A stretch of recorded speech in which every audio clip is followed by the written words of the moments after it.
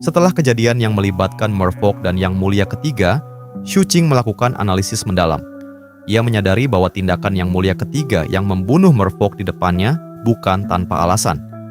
Shuqing menyimpulkan bahwa Seven Blood Eyes kemungkinan besar sedang berencana untuk menyerang atau memeras kaum Merfolk, dan dirinya dijadikan saksi untuk menciptakan pengaruh atau alasan politik.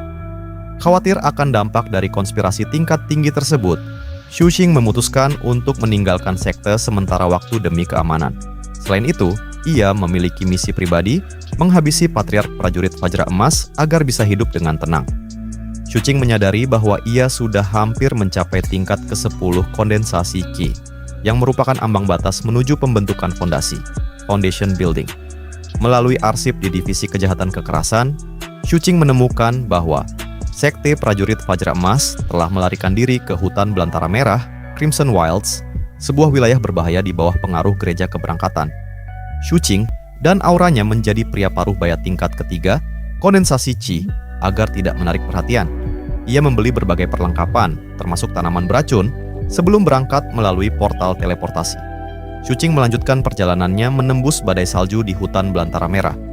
Ia berpapasan dengan sisa kelompok penjahat yang sedang memasak hasil jarahan mereka, termasuk praktik kanibalisme terhadap korban kafilah.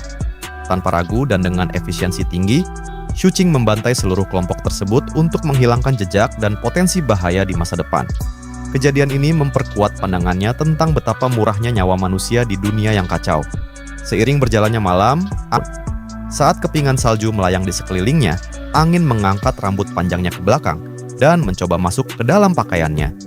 Sambil mengerutkan kening, ia mengencangkan pakaiannya, meludahkan sedikit salju dari mulutnya, dan terus berjalan. Malam berlalu. Keesokan paginya saat fajar menyingsing, ia melihat sebuah gunung di kejauhan.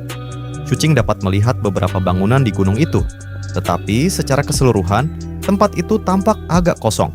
Tampaknya juga tidak banyak murid di sana. Ini, Sekte Prajurit Fajra Emas, gumamnya.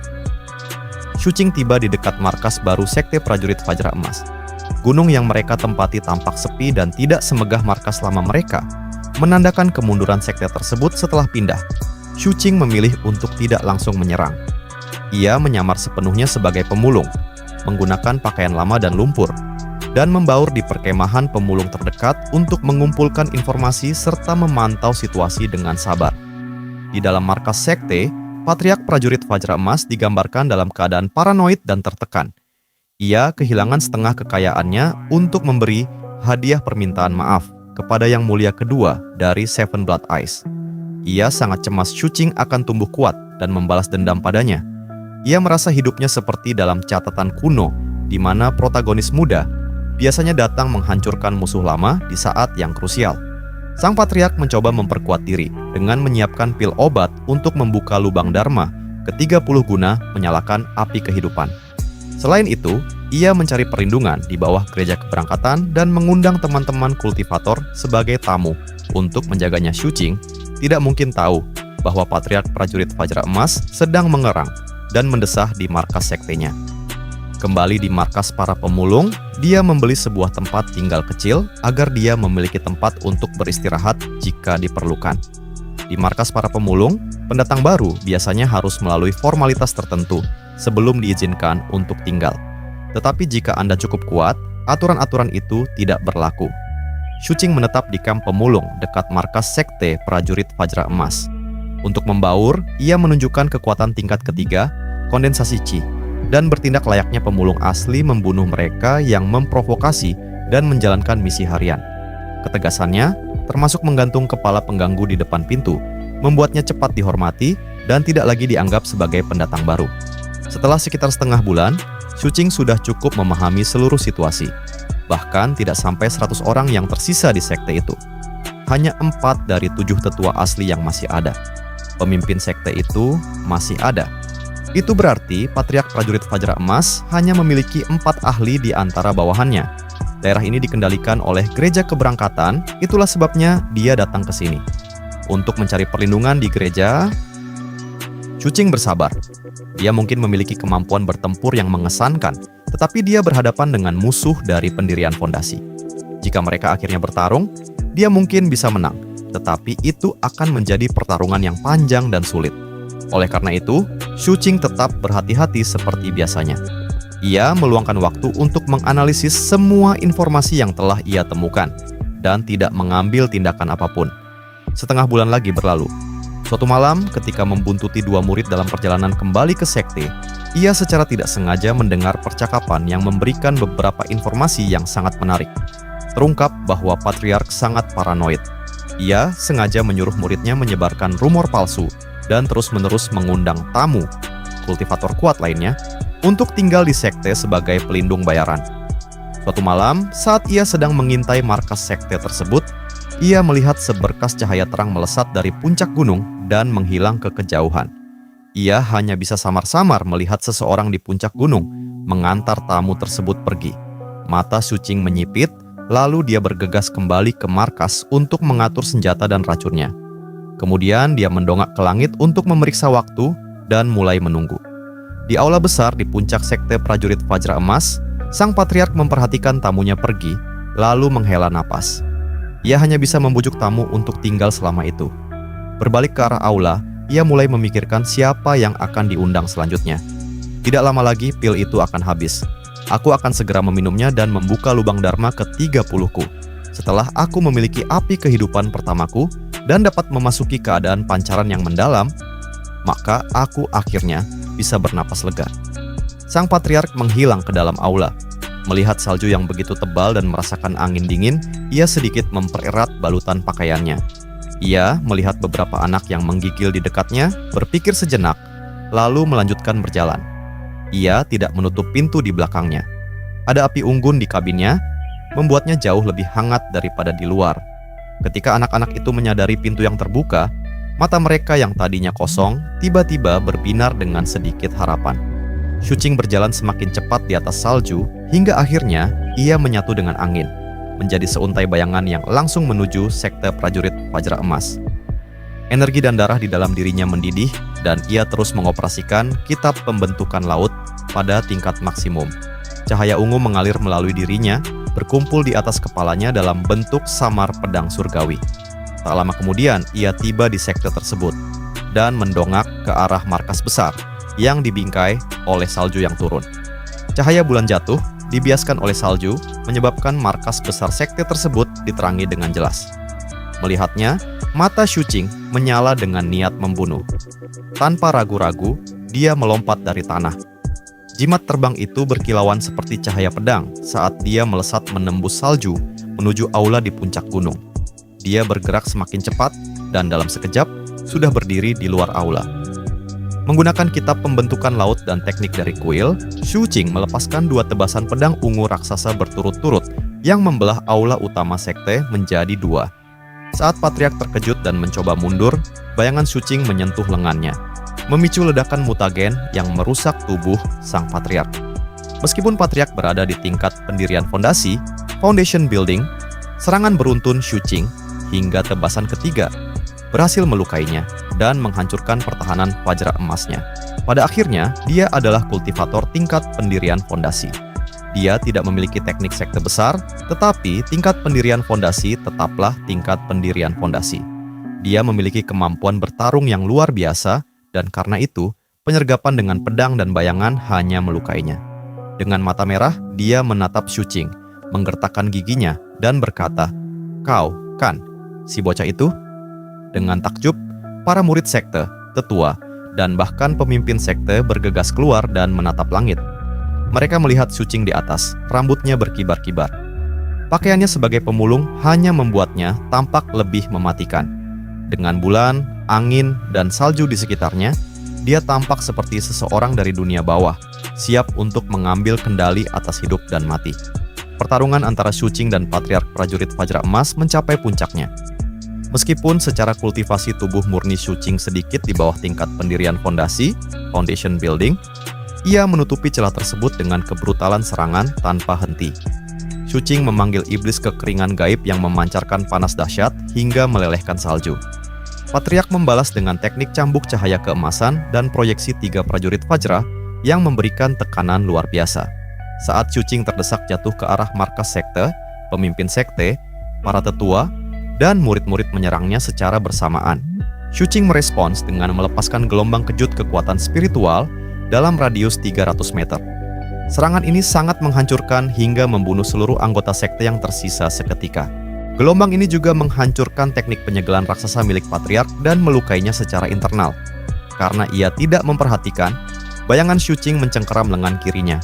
Ia berhasil melepaskan diri, tetapi tidak sebelum seluruh lengannya berubah menjadi hijau kehitaman akibat lonjakan mutagen.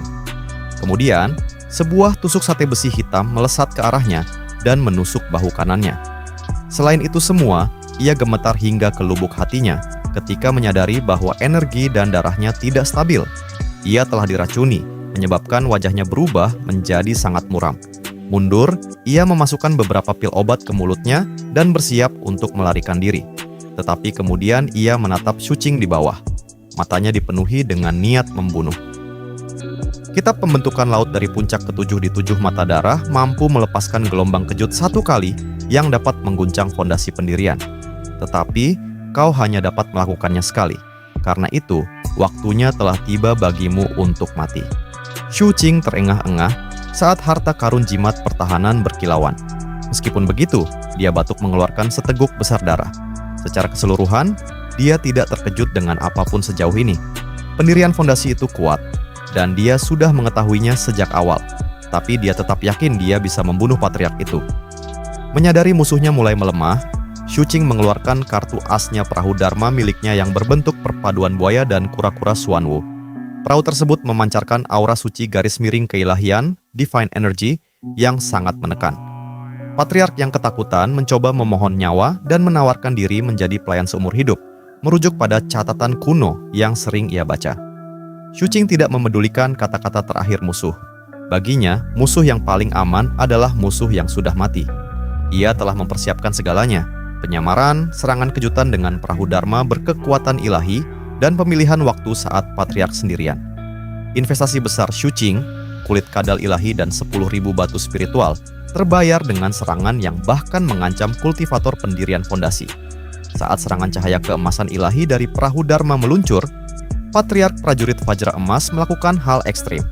Ia bunuh diri. Ia menghantam kepalanya sendiri dan menusuk jantungnya sebelum serangan Shuqing mengenainya. Tindakan ini bukan sekadar keputusasaan, melainkan bagian dari teknik sihir kuno yang telah ia pelajari selama bertahun-tahun, berdasarkan ketakutannya akan catatan kuno, di mana tokoh seperti dirinya biasanya ditakdirkan mati tragis. Jiwa Patriark muncul dari genangan darah dan langsung merasuki tusuk sate besi hitam milik Shuqing. Patriark mengubah dirinya menjadi automaton roh senjata. Ini adalah cara ekstrim untuk bertahan hidup, karena kultivator biasanya sangat menghargai senjata yang memiliki roh. Tusuk sate besi hitam tersebut kini memiliki potensi untuk berevolusi menjadi harta karun magis yang jauh lebih kuat dan langka. Patriark yang kini berwujud roh di dalam tusuk sate besi disebut sebagai robot roh atau spirit automaton, segera menunjukkan sikap sangat patuh dan menjilat ia memberikan roh esensi kehidupannya kepada Shuqing, membiarkan Shuqing bisa memusnahkannya hanya dengan satu pikiran. Ia membocorkan informasi penting pil obat di mayatnya, gudang harta berisi busur panah formasi untuk perahu Dharma, serta peringatan bahwa tamu dan utusan gereja keberangkatan akan segera tiba. Shuqing mulai menjarah mayat Patriark atas instruksi roh sang Patriark sendiri, termasuk menemukan tempat penyimpanan rahasia yang disembunyikan di dalam jimat. Dengan bantuan antusias dari roh Patriark prajurit Fajra Emas, Shuqing menemukan mutiara penyimpanan rahasia yang sebelumnya tertanam di daging sang Patriark. Isinya meliputi 500 batu spiritual. Sebuah kotak giok berisi pil paus roh yang sedang dalam proses pelarutan, butuh 3 hari lagi. Slip giok berisi teknik sekte dan teknik automaton spiritual. Busur panah formasi dari gudang rahasia sekte yang dirancang khusus untuk memperkuat perahu Dharma. Patriark memberikan informasi krusial mengenai struktur dunia yang jauh lebih luas dari yang diketahui Shuqing Seven Blood Eyes. Hanyalah cabang dari koalisi 7 sekte. Kekuatan supermanusia di daratan kuno yang terhormat, Revered Ancient. Gereja keberangkatan organisasi lintas ras yang percaya pada kembalinya 9 kaisar kuno dan penguasa kekaisaran untuk membawa mereka ke Tanah Suci. Cabang di Phoenix Selatan menyembah kaisar kuno Dark Serenity, pemimpin manusia dari zaman kuno yang pernah menyatukan daratan. Shu Qing memutuskan untuk tidak membunuh automaton roh patriark karena nilainya yang tinggi untuk pertumbuhan senjatanya. Namun, karena tidak percaya sepenuhnya, Shu Qing menyegel roh patriark di dalam tusuk sate besi dengan tekanan energi yang kuat hingga ia tertidur lelap. Shu Qing berencana hanya akan membangunkan roh tersebut setelah ia sendiri mencapai tahap pembentukan fondasi, foundation building. Sebenarnya, sebelumnya di malam itu, dia bergumam tentang kembali ke Seven Blood Eyes agar Patriark Vajra mendengarnya. Meskipun automaton roh itu tampaknya mengatakan yang sebenarnya tentang semuanya, Shu Qing tidak akan mempercayainya semudah itu. Pertanyaannya tentang pil obat itu juga merupakan ujian. Jika sang Patriark berbohong tentang pil tersebut, maka dia akan langsung melenyapkannya. Adapun penyebutan Seven Blood Eyes, dia melakukannya untuk berjaga-jaga jika sang Patriark memiliki cara untuk diam-diam menyampaikan pesan kepada orang lain. Lagi pula, dia sebenarnya tidak berencana untuk kembali ke Seven Blood Eyes. Akhirnya, ketika malam hampir tiba kembali, dia menemukan sebuah gua terpencil untuk bersembunyi. Setelah menaburkan bubuk racun di sekitar pintu masuk, dia mengunci dirinya di dalam, duduk bersila, dan mengeluarkan kotak giok berisi pil obat. Hidup atau matimu bergantung pada apakah kamu mengatakan yang sebenarnya tentang pil ini. Setelah meletakkan kotak itu, dia mundur sedikit, lalu melambaikan jarinya. Tutup kotak giok itu perlahan terbuka, dan aroma obat tercium keluar.